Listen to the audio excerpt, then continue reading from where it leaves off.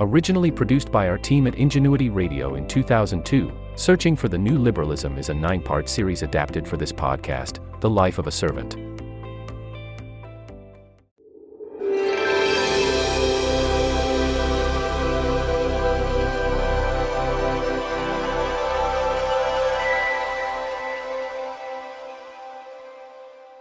Welcome to Part 9. Moving the System Forward continues in this segment, featuring John Duffy, Gordon Dryden, Paul Martin, Bruce Powe, Michael Kirby, and Serge Joyal. But this is Canada, and we're organized horizontally. Our first has the post-political system, emphasizes geography over anything else, and our federal framework structure that federation further emphasizes that geography. So if you are going to deal with social cohesion, indeed if you are going to deal with anything, let alone voter disconnection, you're going to have to go through geography. And right now, the front of voter disconnection in this country has a huge geographic dimension to it, and it has a huge vertical dimension to it. I don't think in these circumstances you can first take power with a social cohesion plan and through that deal with the book test. I think this has to deal with the disconnect first. Especially when the areas of social cohesion fall under our Constitution in fields of shared jurisdiction, where you're going to be talking with the provinces and you're going to have significant negotiating power over the federal government. And the idea that we can have a plan for social cohesion, win an election, and kind of change the rules, and then bring it through the system in this current day and age is, I think, pretty far-fetched.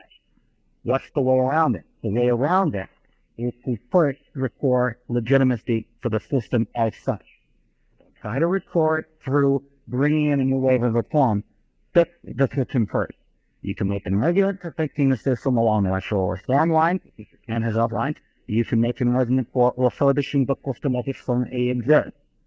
But I think you need to look at fixing reform as a thing itself that did not seek to be all philosophical, Mr. Robert, and I didn't consider that. You need to look at that, I think, before you are going to be able to impose a big vertical plan for social cohesion.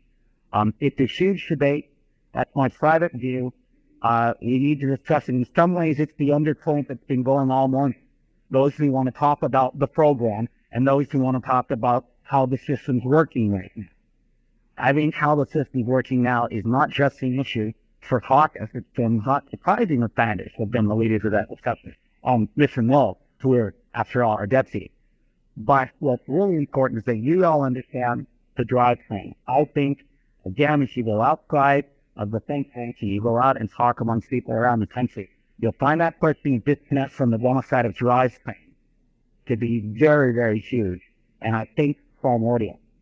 So that when you're provocative and just sort of kick off maybe this question of what are we talking about today as we start to roll home towards conclusion. For can the system be moved? Of course it can. It'll be moved all the time.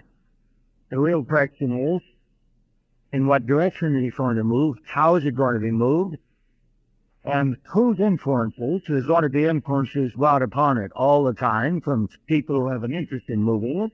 Whose influences are going to prevail? Our concern is to have our influences. As liberals, we want liberal influences to prevail in moving the system. Now, it's not as easy as it sounds. It's not as easy as it sounds. I've been in this business for the most of 60 years.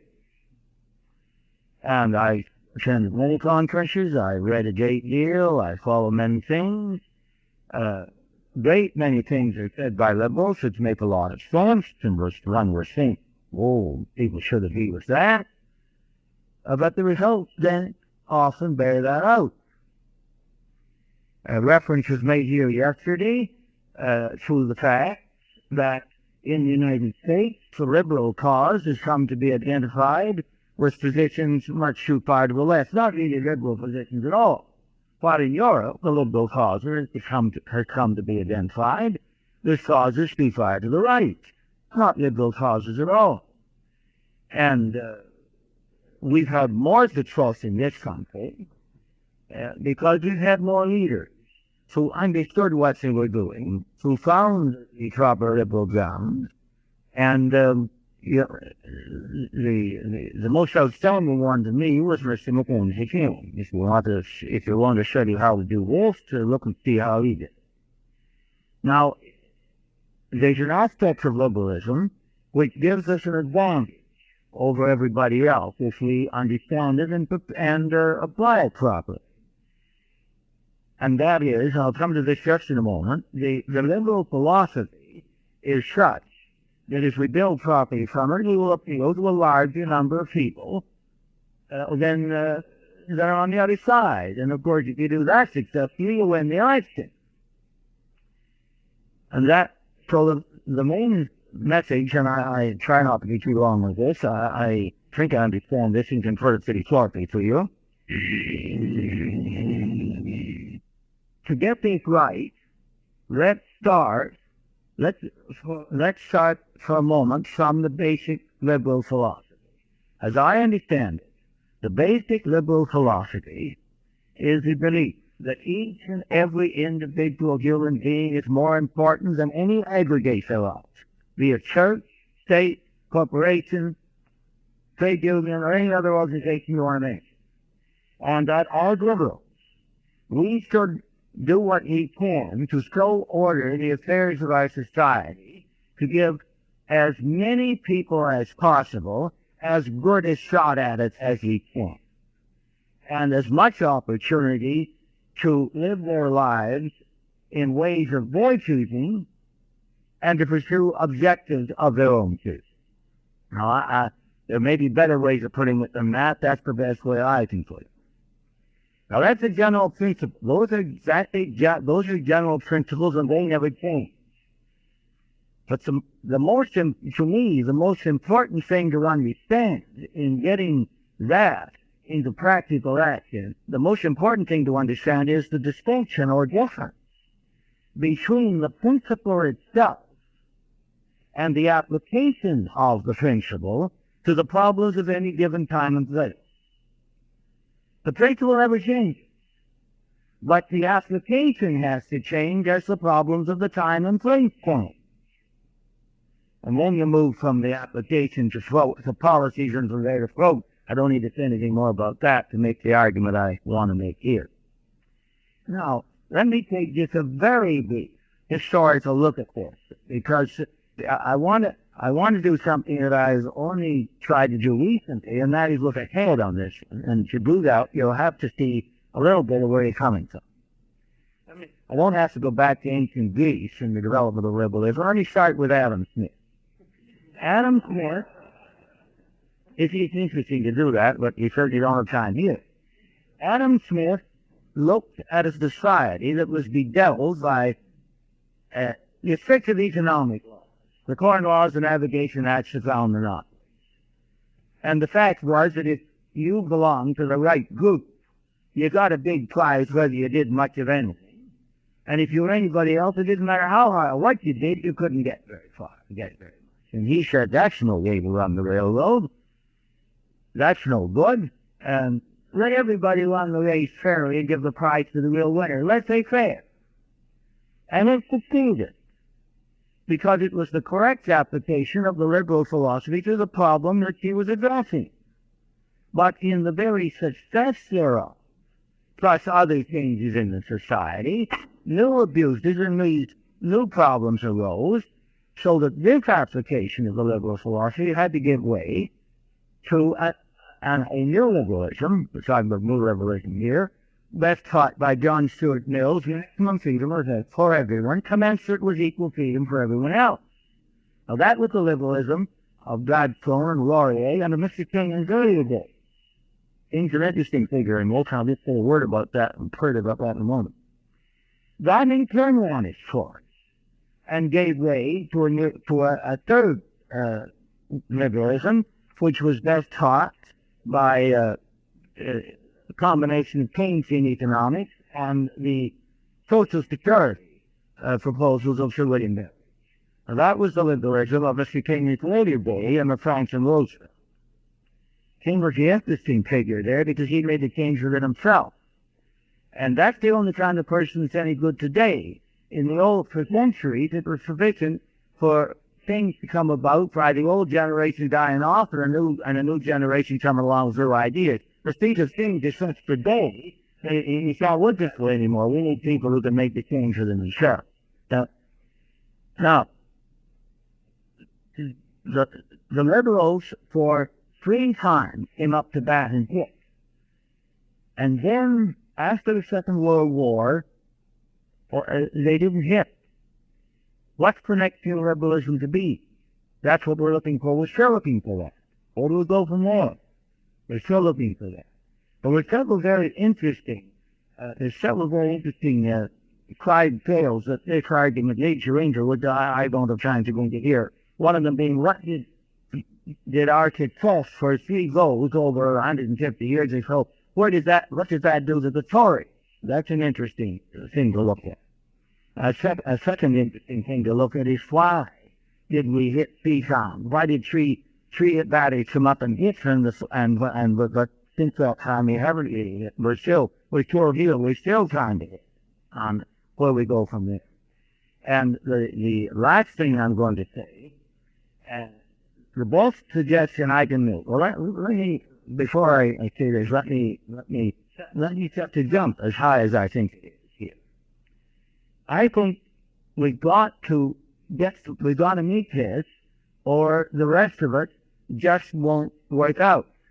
We'll still be crashing around with a lot of detail. It's like we get a lot of the detail around. A lot of the things that have been said here about detail is good liberal policy. If you gotta have a strange thing to be done, or it just will get lost in the couple that always comes along. I suggest to you that it's becoming apparent that even at the last application was a combination of 2 things, changing economics and the social security. I think it's becoming apparent that the next one is going to be a combination of 3 things. One being one that we're well along the way with, and one being one that's just being talked about, and which I'm quite encouraged what I hear here at this conference. Those 2 things are, number 1, that our society should provide the best basic minimum reform for everybody that you can deal with here. And we're quite a long way along that road. We've got a lot of approach on what was safety net and so on. The other thing, which is we're just starting to get lined up seriously, is a redigging of the way we do things, so that the benefits and the opportunities go to people that should be getting them and that we want to get them, and not leaving out of the system by people. You see, there's really, on this way, there's really little difference between the problems that Smith looked at, where the relics of the old nobility going back to the Norman Conquest in 1066 had greatly reached, and the fact that John lost and pulled 150 million out in 1 year. There's really little difference in looking at those 2 things. And we have to, and I suggest to you that what we're going to come forward with will have to come generally within a framework that will work until, or the Gladstone and Laurier and King and Roosevelt showed these different phases when at appropriate times, and that it'll have to be for yourself. Look at a fair minimum for everybody, and the rewards from there on to the people who should be getting them rather than the people that shouldn't be. Thank you, Kirby.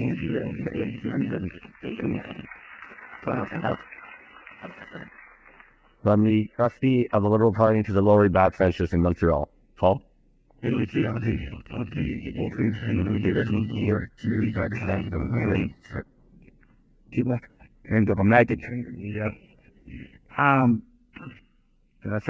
you, Rick. I'd like to within the context of today, especially pick up on something that Joe Bransky said this morning. Essentially, our democracy consists of government governing with the consent of the government. In very interventions, he talks about the checks and balances in our system and how they were working and how they weren't working. I thought it elevated the self into a trust a bit prematurely, but nonetheless, there was an imperfect, perhaps even expertist criticism of the role played by the Commons, and I think that is well taken. And if you're going to move this thing forward, I think that you have to look at that, and specifically, I think that you should look at the role of the individual member of Parliament, which is in my newfound status something that I come to appreciate. So let me just deal with the role of the member of Parliament in moving this system forward. I would do this under three aspects. One's the party, the second is citizen engagement, and the third is, in fact, parliamentary reform. In terms of the party, as liberals, everybody in this room must believe that the Liberal Party must play an essential role in moving the agenda forward. But I think we all know, and I think that the issue has been raised here, the real problem that you have convincing people to become members of Parliament when, in fact, they can join NGOs. And the perspective that exists out there, in fact, with many NGOs, that I noticed this while I was a Minister of Finance, that many NGOs actually think they're in competition with members of Parliament for the government here, as opposed to NGOs thinking MPs are the people they've got to get on sides.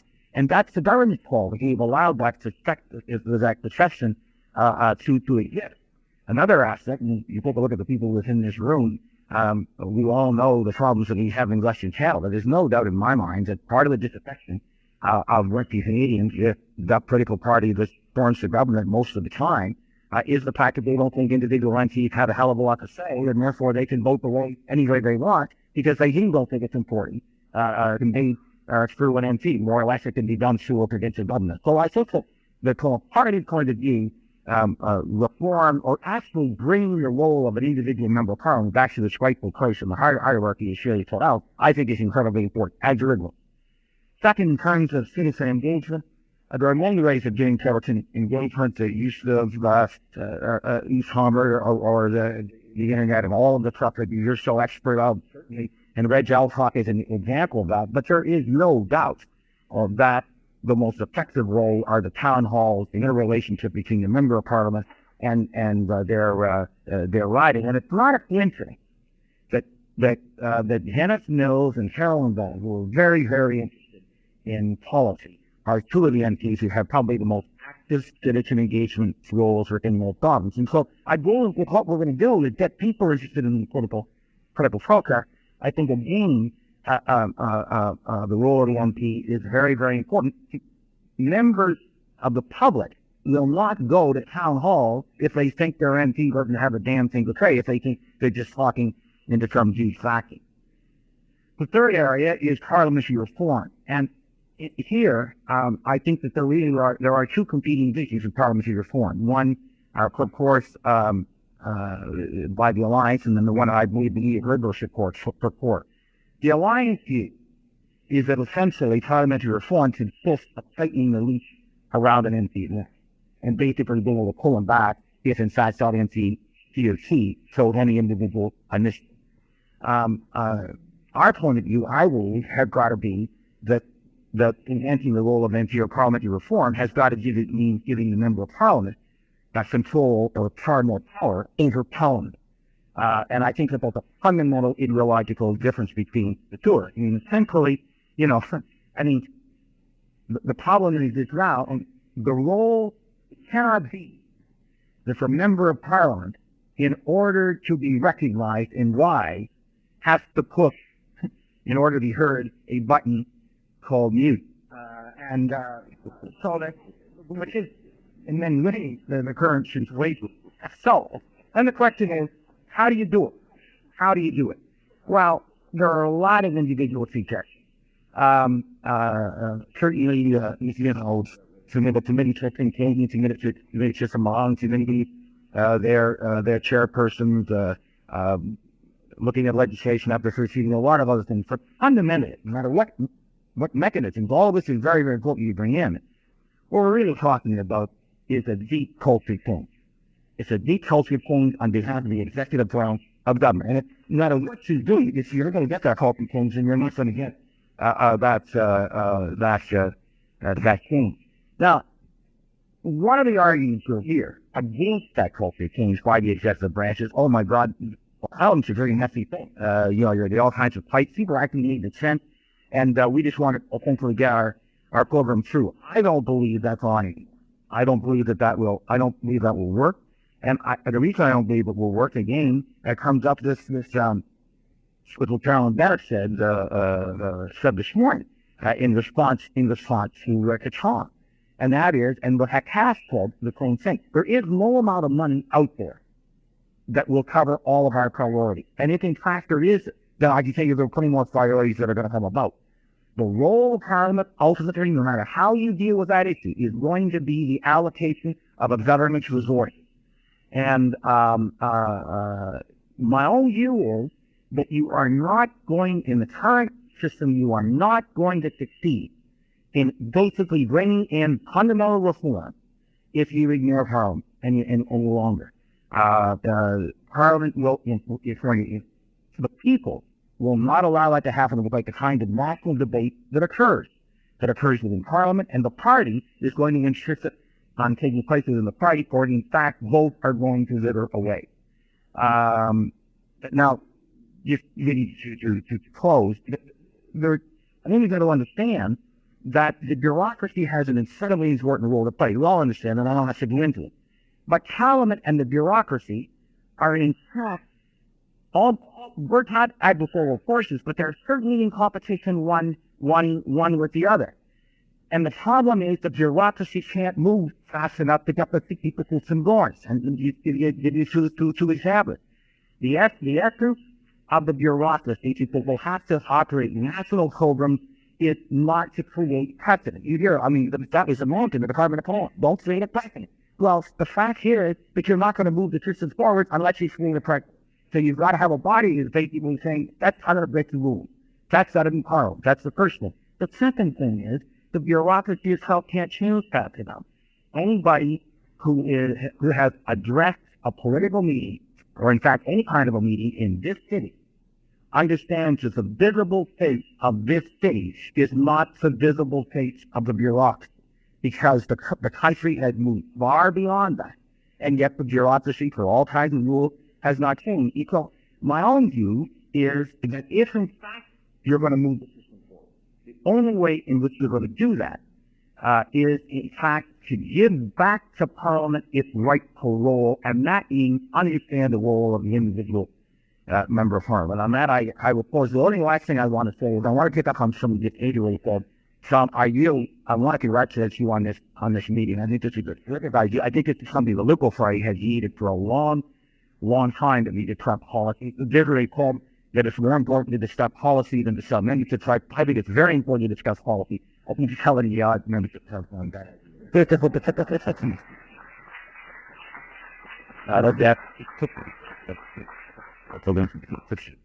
Yeah, phone in my video, I've got a long list here, so I need to move along. And it's our card one brief talk. Thank you very much, sir. Hi, another. Last night when I had a coffee, I spoke about reading well on a civilization. And about hostilities in civilization, but I'm going to talk about being a lack liberal. And that why it takes so long for us to get along to doing what we're doing towards. The question was, after hearing so much remarkable within experience of the first so far, is how do we move the system? But here's what behind that question is, who is the system for? And who do we serve? And what serves us? I regard myself as a romantic liberal, a capital R for romantic liberal. John Stuart Mill meets Marshall McLuhan. And what I was saying behind that is that I have always believed the system is here for us, and that we are here to move the system. And it's, my experiences over the years in academia, with publishing and with politics, would tell me that in Canada it's exactly the opposite that tends to prevail. And while I believe there is a civilization cosmopolitan, disagreeing, cranky, receptive, flexible, in process, with a multitude of focus and our multilingualism, our bilingualism, trilingualism, really. The United States is an 18th century country with an 18th century premise, which fought itself out in the 19th century war and continues to use 19th century attitudes into the 20th. As much as I admire that great civilization of the South, we are the 21st century country, and we need the imagination and the ideas to drive what is our civilization. I want to address, too, my great friend Dennis Milk. We've worked together for so many years, and I agree with Mr. Martin's assessments that Carolyn Bennett, who I know a little, and Dennis are among the best on-the-ground members that I've ever seen. He spoke yesterday about the culture of contentment, and I must disagree with him on that. I think the culture of contentment may very well exist in the establishment, the intellectual establishment in part, the media, and the political establishment. It does not exist on the ground. I come from a middle-class neighborhood in Stouffville. We're all family, parents. Nobody is trying to get ahead. They're trying to hold on. They're trying to hang on with 3 jobs, 4 jobs, trying to keep, not just get ahead and get another car or buy a boat or a cottage in Muskoka, but just to pay what they have to do to have good lives for their children. I'm a teacher as well, as most of you know. And I agree with both your remark. I have seen my students want to rise up and go away and do a part of the system. They do learn that, but they don't know how, and they don't know where the open opportunities are. They don't know where the doors are open. And they are turned off by something they see is run by somebody else. I would say, though, with all my neighbors, we talk all the time. We're always out in the street seeing things together. That they want to be fired by dreams again. And they want to hear about nation building.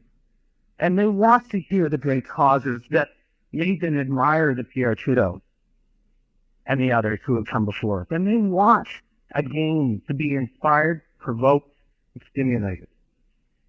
I try to see contentment here alone, and yearning, and need, and not just the love for poetry, but the love for emotion, and authenticity, and passion. Not just open for business, but open for imagination, open for initiative. I have to say, too, that among my neighbors, they certainly concur that deficit, IOTO, all these initiatives are very, very important. But they want to know that this is attached to something higher and finer, a reason for being not just a society, but a just society. They want to know that their sacrifices, which they will make, will be made for a reason that doesn't just mean they have to get another job in order to just make the bills, but because society will be stronger and better one, and a civilization. I have to come back to that again, that Canada is a civilization, not just a society. It's a different. So I'm going to quickly just say at the end, there are many issues before us that we could be debating and that could be contentious, and it brings people out to argue and disagree.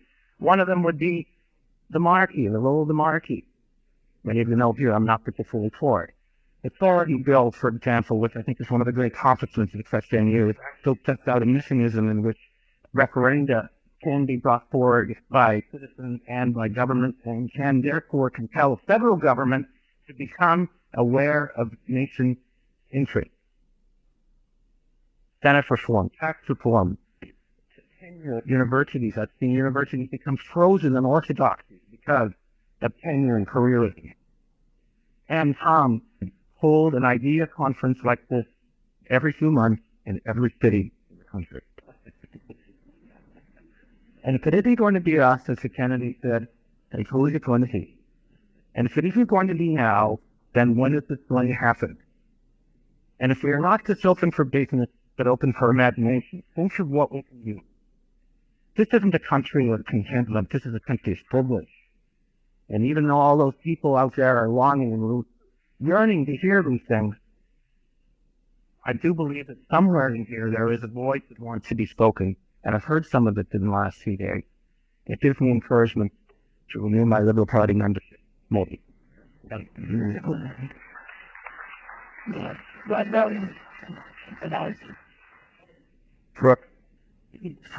been a little bit confused. I have a keep it perfectly. And I have very specific merit question on the comment how to watch the presentation, sure. I had my chance to see it actually. Really what I want to do is first of all thank both of the presenters for their part saying, share the excellence, not only overview of the whole situation, but in which we could apply. And of course, I can't help but note that, she might remain very one of the issues that I object to this, as far as this presentation is particular. I think there's no contradiction, so I'll just use that. I'm going to have to disagree with the scholarship on a couple of fronts. I think there's no contradiction between these two presentations. Mr. Mark Levine made it quite clear about his data that there's an appetite for focal cohesion, but the project is ready to follow it on some programs, and Tom Swan told us how to do it. In other words, there's getting ready and having things in your exact motivation in your moment. So I don't really see where there's a contradiction here. And yet, of course, as Shinfu Penn, as Tom Chen O said, you have to decide which ones you can't do any of ones and so on. That's a function of the structure of the bureaucracy and the political process as much as anything else. Just whether people are ready to do means, how fast it can do things with the government and so on. So I think that only makes sense. With everything I want to take issue with John Duffy about is the issue that the disconnection you're asking you are reasonable or federally dispersed. I say for the great deal of polling, I can't fold it pin from pull out or see many polls that similar deciding this, that the vast majority of Canadians in all regions of the country, and even more astonishing is that it's in Alberta more than anywhere else, share the same values and beliefs. The future, right, really helps the social cohesion. So the idea that it's happening on some of these social cohesion programs because certain regions won't be in favor, and I think it's just not on there. They're very important. That, in fact, I would argue that social cohesion programs are in fact setting indigenous culture and create the national overarching identity we're looking for. And last but not least, in terms of participation, our TS assessor, our TS city to our participating, I think the content of their on about going about it first with the political party system. I don't know how many conventions I've been at where we debated all sorts of things that I would have thought was been self-evident about limiting funding for nominations and for institutions and a variety of other things, and I think all of those things are essential. And I think you should have seen the obvious suggestion that we're doing about limiting corporate competency. I think the public, I was so motivated, you have to have a legitimate system before it can implement anything. Even I, a hard critic of Brian Mulroney, did not have said that every single thing he did was wrong. But even on the few things where I might have agreed with him, he had no credibility to do them because his system and his government had no credibility. So if you haven't got credibility, you can't lead. And I hope in the next question on political privacy, the opportunity would be with some of those other problems. It's compromising if you get them. David Powe. I'd like to say thanks to Tom Chen for providing continuing information that's altogether too lacking in the current leadership of the party. Without changes to our election financing rules, I think that party leaders and PMs don't need MPs, they don't need parties, and they certainly don't need party members. With corporate money, party leaders and some lowly backbenchers can buy political machines. Some experts political machines, probably the best political machines I've ever seen, but nonetheless, those political machines are accountable only to their campaign's owner. I'd say further, and quite frankly, the talk of parliamentary reform that doesn't address party financing is a death for what is largely that is here, and it's worth something that would decentralize accountability in our political system and possibly just spread out opportunities for bribery of all parliamentarians. I don't think the American system works very well. I think that more power for MPs that doesn't address party financing sort of makes it in Europe. Thanks. Elliot? Today's such a copy about the need for both religion and for reform for our payment research in United States, how our representative DNC. But I also have to say that if we're going to use this system, we cannot forget the unequal powers situation that we're in there. The people who have the least direct votes, our MPs, have the most powers, Whereas the representatives at the urban level, we've had some nice directors, for example, the mayor of Toronto has released on power in this country. And he had a tremendous presentation yesterday by David States because on this issue, I just like to bring across the table that moving the system forward also means taking into account the realities of where people live, how they live on a day-to-day basis, and use that opinion at a local level. Thanks, Alice. You know about Patrick and one data people in the session. I'd like to argue that on question of this teaching reform, the bill wants to both strengthen Parliament and Paul said, while also strengthen the executive branch. I think there's an argument to be made in terms of recruiting people in the executive branch, not necessarily an exclusively from the House of Commons. I know that there's no House people obstacle to place the minister from any private country of life, but there is a presenting that it should be from the House of Commons.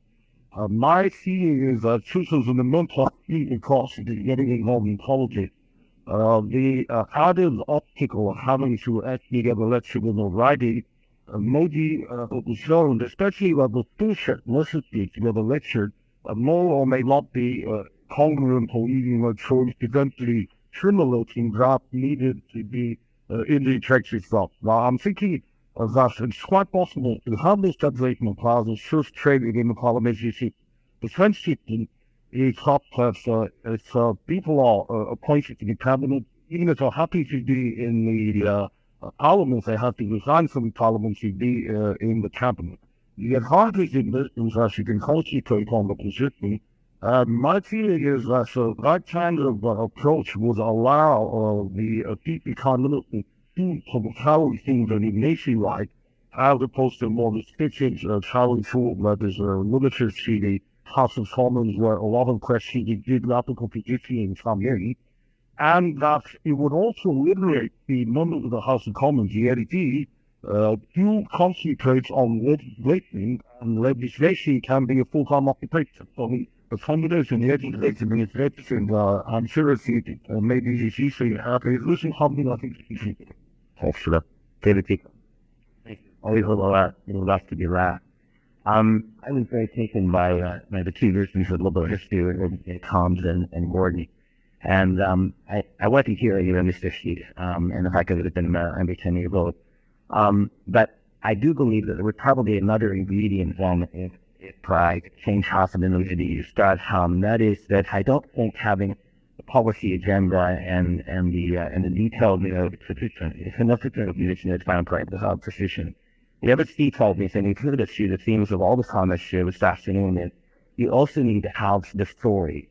And by story, I mean the story in the sense of myth, or that the imagination or wish we're talking, of showing the component of the electorate and the population. And I think today you have a practice in both sense, and that you don't have a policy agenda for one yet. Jackson actually needs to launch in this conference. So there's a lot of time to use story. And part of the problem with the new shows is Canada has changed. 42% of Ontarians would warn abroad. This is a very different city than it was in the early 1960s. And the stories that will resonate with them are going to need to be used. And I think the story has to get told at two levels. The first level, which I think Tom, you and Gordon did a fantastic job today, and in the loss of the people culturable, the Liberal Party activists themselves has to find the new stories. And part of the Liberal Party activist story should be the old story. So they'll be building on, what you talked about, and I'm very pleased because it's all the way back at it. And I think he was one of the great Liberals, often adopted in classic conservative. And I think that's very palatable and very important to have the activist story.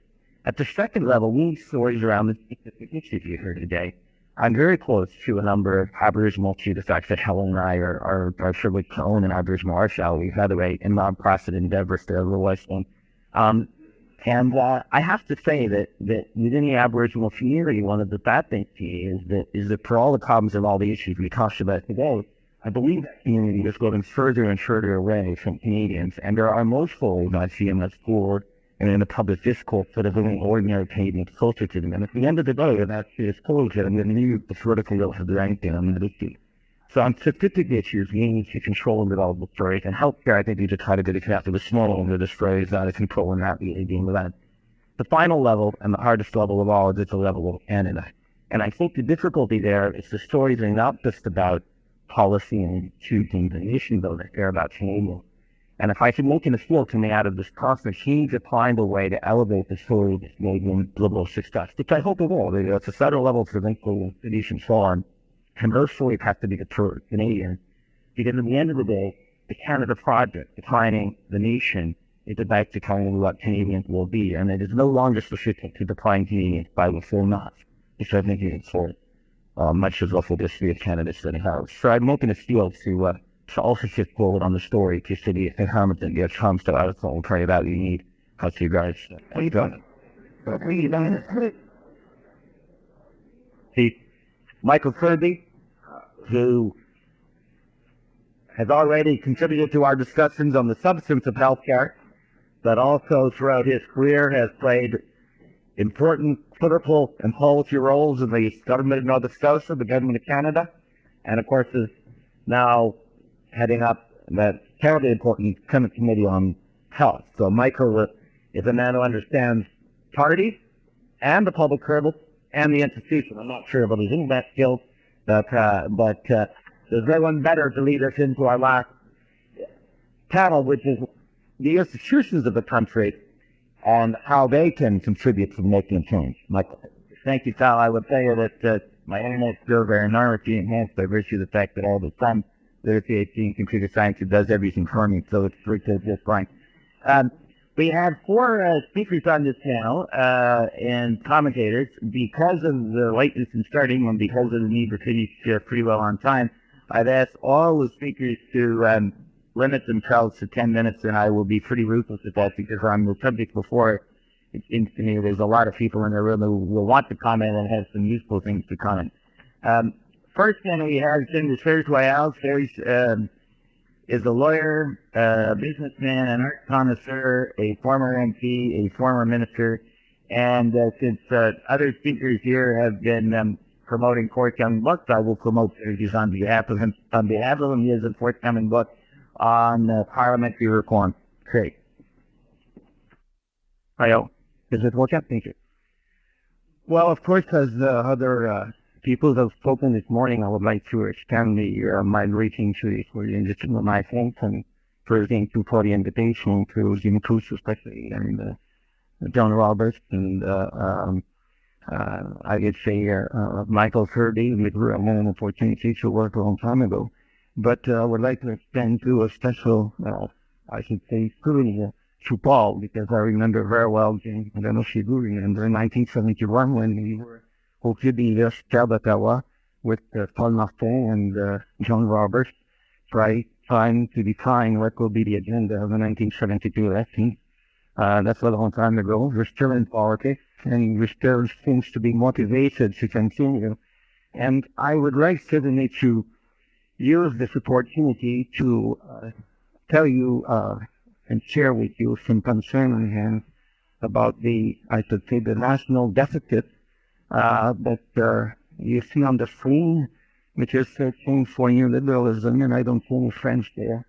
And I'm appalled that the party that's called the opportunity to disaster organizing something in Toronto where the public signing is bilingual in Toronto needs to liberal when you need to be behind, so to say, not close role, but, forwardly, we don't pay recognition to the other language.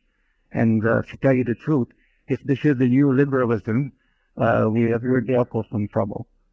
We're there for some trouble because the success of our party traditionally has been nation building.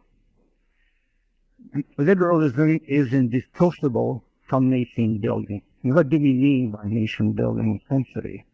We mean expanding the fabric that unites Canadians and strengthening national institutions. And there's the leader in our party who knew that. It was Laurier. Laurier did two things.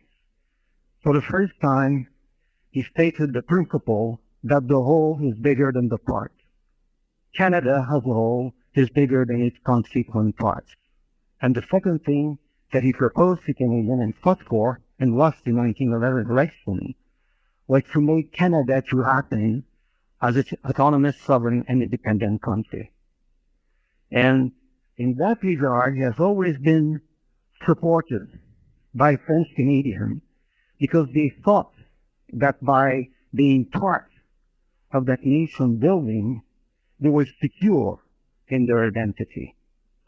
And we know very well that all our successive leaders, be it Mackenzie King, who continued that, I could say, not tradition, but that objective of making Canada an independent country from the mother country in 1926, after the 1925 election of the Dominion from France, to give to the Dominioners within the Commonwealth the autonomy and sovereignty that would bring Canada to its full status as a sovereign nation.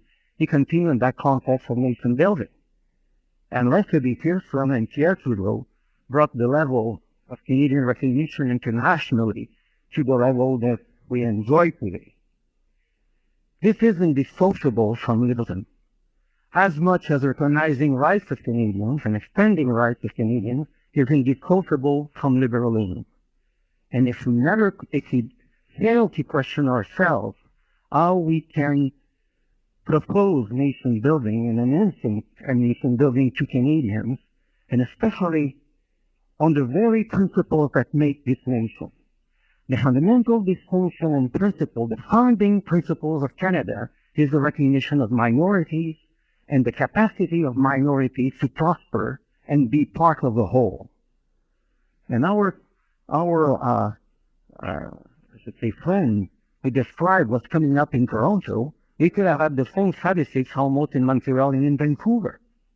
This country is on the path of major collision if we are not conscious enough that the recognition, the protection, the enhancement of minority rights is at the core of the Canadian fabric. And this is a founding, defining principle. That's where we are fundamentally different than the Americans. And anything we do to enhance that, we strengthen the country. And I think that what we have heard this afternoon especially, and this morning, about the health care program, is to me a very good example whereby we have here a golden opportunity to bring back the healthcare issue in the hands of Canadians. How? In proposing a charter of healthcare rights to Canadians. We have 5 principles in the act, and sometimes even the Minister of National Health was unable to mention them when she was sworn in. And I don't wonder there were many people who are not aware of it. But we have the essential elements of a healthcare charter, and we have to bring the issue in the hands of Canadians and avoid having it slip in a matter of money. Look at the ads of the Premier in the newspaper today. It's essentially money. Healthcare now is an issue of money. Well, we have to go back to Canadians, and if we want to make sure that they follow the options that we're going to be taking after Michael Kirby's report and Roy Romano's report, it will be because we're going to bring back the issue in the hands of Canadians. We will be empowering the Canadians in the context of the LTR Act. And I'll tell you, it's the same with the Kyoto thing.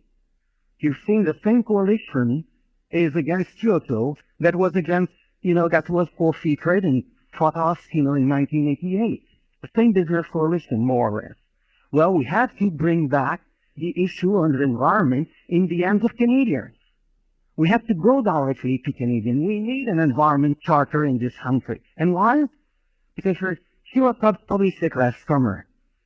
The very essential, I should say, defining elements of what makes Canada in the minds of Canadians is in fact natural resources, forests, trade, pure air, and so forth. In the minds of Canadians, in their imagination, Canada is synonymous to that. We have to go back to Canadians with this. And by doing this, we are doing the nation building, we're strengthening the Canadian fabric. We are giving to Canadians the conviction that because they belong to the whole, their status as an individual is enhanced. And this is very, very important.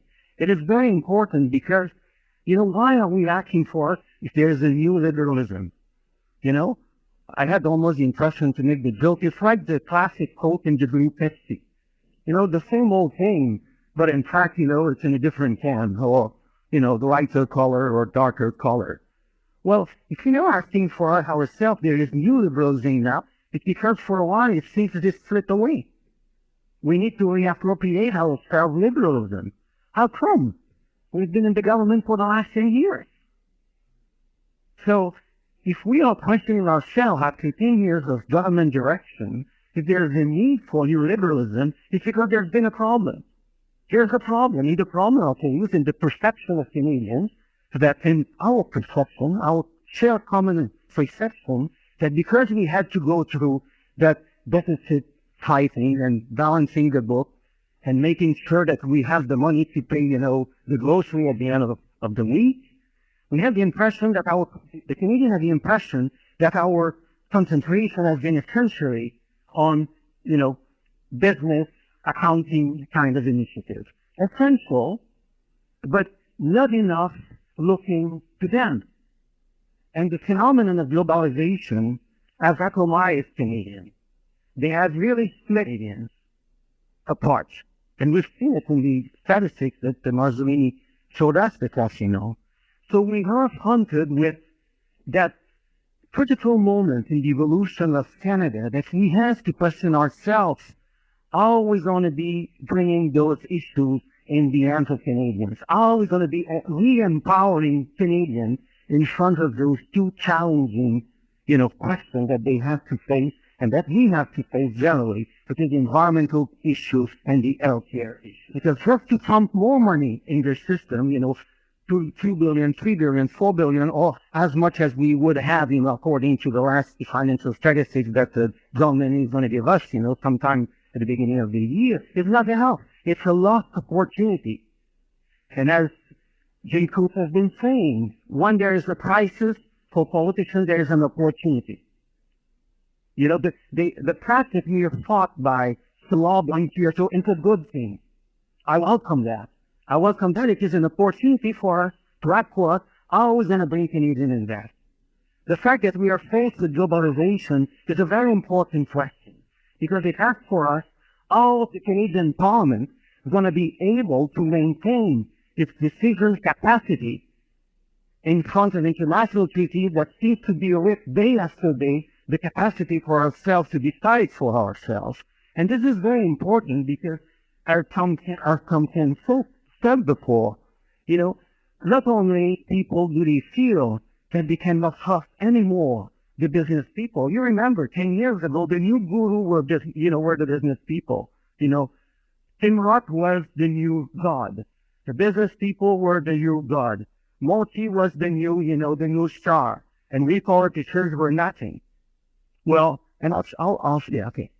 I know I'm under the rule of Michael, which is some tough thing to maintain, but now Canadians feel that on one side they lost the capacity to trust the business people, and on the other side they question the political system. They feel disfranchised with the political system. In other words, they're caught on both ways. And I think that following what our friend Senator Grassiner said this morning, I would like to ask for another question. There is no question that in the last 30 years, the political culture, as Paul said, has developed in Ottawa, whereby the Prime Minister has been empowered to a point where the system doesn't seem to function in the proper way. And I've been in the Senate for 5 years now, and I told you there are ways to reform the Senate. And we don't need to amend a iota of the British North America Act or the 1982 Constitution. There are 3 ways to amend it: through an act of Parliament, through convention, or through amendments to the rules. And the first initiative I would propose to reform the Senate is to separate the conventional power of the Prime Minister, how he appoints or she appoints senators. You see, the frustration of Canadians with the appointment process is that it seems that it is a hidden power that, it's exercised for ourselves. I was to say almost like masturbation. You do that alone. So when the Prime Minister appoints senators, he does that or she does that alone. Well, in fact, the Constitution provides for institutional principles to respect during the appointment senator, And while we have the Charter of Rights and Freedoms that provides some essential values to recognize equality of women, multicultural diversity of Canada, and Aboriginal rights, and French-Canadian rights in relation to official languages in Canada. So when the Prime Minister uses his appointment power, he has to respect those fundamental principles. And the way to do that is to fetter the power of the Prime Minister. It's to adopt a simple act of Parliament whereby the criteria that the Prime Minister has to follow are clearly spelled out. People have the impression that we know where we are going with that institution. Moreover, there is no doubt that there has to be a fair balance of people in the Senate. If we are 90 Liberal senators, there'll be a lot of Canadians who will feel disfranchised with the institution. We have to keep a fair balance of opposition and, governing party. And we cannot let seats vacant for months and years in the region, because the one principle of the Senate is to make for smaller regions, smaller territory, to be compensated with the largest province to dominate the House of Commons. So when we fail to fill those seats, we disfranchise those people. So moreover, there is a capacity for the system to check that power. And we have an example. Look at the way that judges are appointed. There are vetting mechanisms. There are steps. The Prime Minister can not decide by himself. He appoints this or that lawyer that he's been friend of him, or not friend, but knows that he's a nice guy or a nice person. There has to be a vetting mechanism of those people so that we restore the credibility of the institution without changing a jota to the Constitution. Because in my own opinion, Senate bashing is essentially an intellectual deficit. And it's easy to say, let's elect the Senate. There are three Senates. There is the ideal elected Senate that's going to be effective, working, equal, and being, what the Vatican is for the Roman Catholic Church. This is the ideal Senate. It doesn't exist, it will never exist. And then there is, the caricature Senate. A group of old-timer men, chauvinistic, sleeping all the time and never doing their work. I'll tell you that this Senate doesn't exist either. Our friend Senator Grossi will give you some examples, very recent examples. And our friend Kirby has spent how many hours on your report last summer. You were not in the Senate chamber, but you were working when the chamber was built. So there is a real working Senate. And it is very important that in our definition of parliamentary reform, where we establish the check and balance that has to exist among the fact that through the years there has been an over-concentration of power in the hands of the executive government and in lessening capacity of the democratic institutions and parliaments to reestablish the balance. And this is a arm's reach. We don't need to call a first, federal provincial conference about this. This is really essentially under the political will. And I think that this is food for thought, and I think that it is very important that we maintain in our reflection that the overall objective of Parliament is accountability.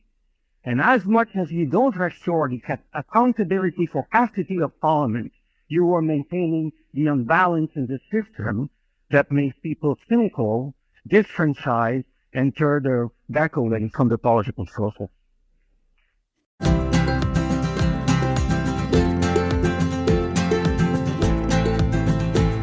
You have been listening to The Life of a Servant, a Dennis Mills podcast. Visit dennismills.com for more information and archived episodes of this program.